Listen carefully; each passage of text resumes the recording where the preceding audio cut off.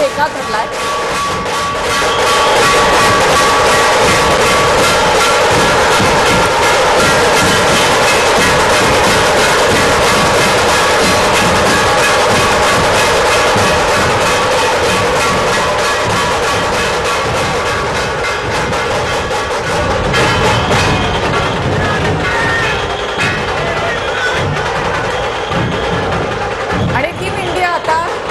Stadium मध्ये पोहोचलेली आहे। त्या गेट मध्येच खाली उतरून रोहित शर्मानं मुंबईकरांसोबत डान्स देखील केलेला आहे। 2 तासांच्या गजरामध्ये क्रिकेट प्रेमींनी या ठिकाणी या उत्साहामध्ये सहभागी होत त्याचा आनंद लुटलेला आहे। आणि सध्या टीम इंडिया वानखेडे स्टेडियम मध्ये आता गेलेली आहे। वानखेडे स्टेडियम मध्ये पुन्हा एकदा एका खास कार्यक्रमाचं आयोजन करण्यात आलेलं आहे।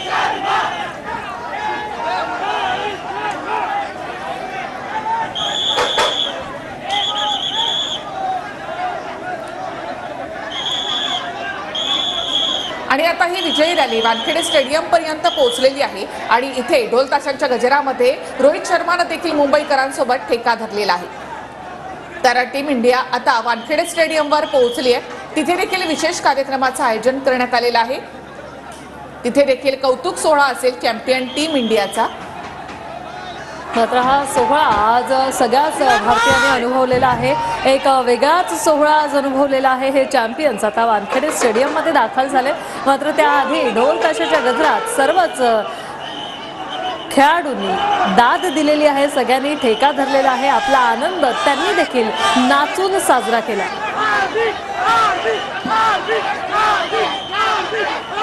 याच वानखेडे स्टेडियमच्या बाहेर हार्दिक पांड्या हा टीकेचा धनी झाला होता आणि हाच हार्दिक पांड्या आता वानखेडे स्टेडियम मध्ये जाताना त्याचाच नावाचा जयघोष आपण या वानखेडे स्टेडियमच्या बाहेर ऐकतो। तर विजय ट्रॉफी घेऊन आता टीम इंडिया वानखेडे स्टेडियमवर पोहोचलेली आहे। तर टीम इंडियाचं असं जल्लोषामध्ये मुंबईकरांनी स्वागत केलेलं आहे। मरीन ड्राईव्हचा संपूर्ण परिसर अद्यापही मुंबईकरांनी असा फुलून गेलेला आहे आणि वानखेडे स्टेडियमच्या VIP गेटनं आता हे खेळाडू आत गेले। नरिमन पॉइंट ते वानखेडे स्टेडियम पर्यंत चाललेली ही विजयी रॅली आणि या रॅलीमध्ये खरं तर खेळाडू सुद्धा तेवढ्याच उत्साहानं सहभागी झाले होते।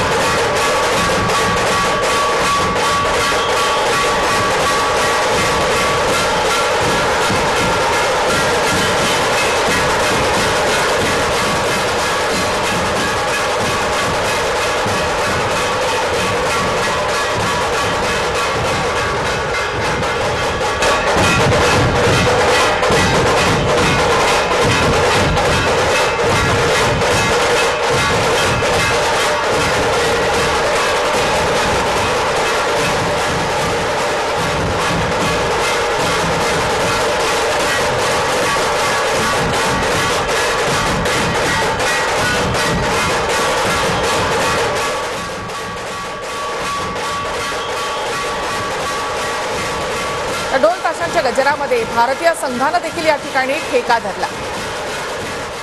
रोहित शर्मा स्वतः या बसमधून खाली उतरला आणि त्यानं क्रिकेट चाहत्यांसोबत इथे ठेका धरलेला आहे। तर तिथे विराट कोहली सुद्धा मुंबईकरांना अभिवादन करताना त्यांचं प्रेम स्वीकारताना त्याला देखील ही सगळी दृश्य आपल्या कॅमेऱ्यामध्ये कैद करून घेतली आहे।